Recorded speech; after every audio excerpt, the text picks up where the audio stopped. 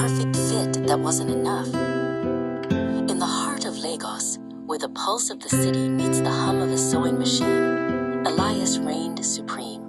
He was not just a tailor, he was an architect of silk and a surgeon of seams. In his minimalist, glass-walled studio, every pin was placed with mathematical precision. To Elias, a single stray thread was a tragedy. He lived for the mathematics of beauty, believing that if a garment was technically flawless, the wearer would feel invincible. He was the industry's best-kept secret, the man who could make fabric behave like liquid light. Then came Odette, a media mogul of immense influence and even greater expectations. She didn't just want a gown for the season's gala. She wanted a masterpiece that would silence her critics. "I want to feel like a god," she told Elias, her eyes cold and searching. The professional stakes were astronomical. If Elias succeeded, his name would be etched in fashion history. If he failed, his reputation would be shredded in the tabloids before the sunset.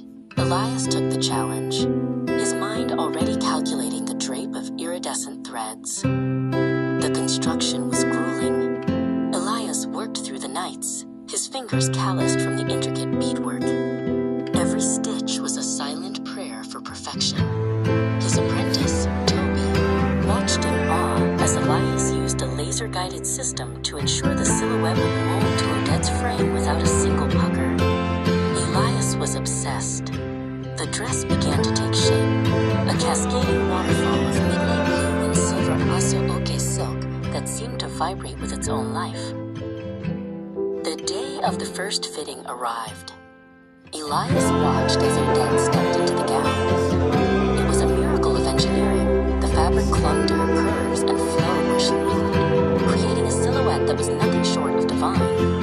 Elias held his breath, waiting for the spark of joy he always provided his clients. But Odette just stared into the three-way mirror, her lips curled in a slight frown. "The left shoulder," she muttered, her voice icy. "It feels heavy, not physically, but visually."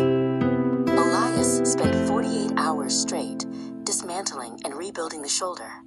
He changed the internal structure, replaced the padding with gossamer thin silk layers, and realigned every single hand-stitched bead. He checked the balance on a digital scale. It was lighter than air. He hadn't slept, and his coffee was cold, but he was sure he had fixed the visual weight she complained about. He was chasing a ghost of a flaw that didn't exist, driven by a professional pride that bordered on madness. At the second fitting, the dress was objectively perfect. It was a feat of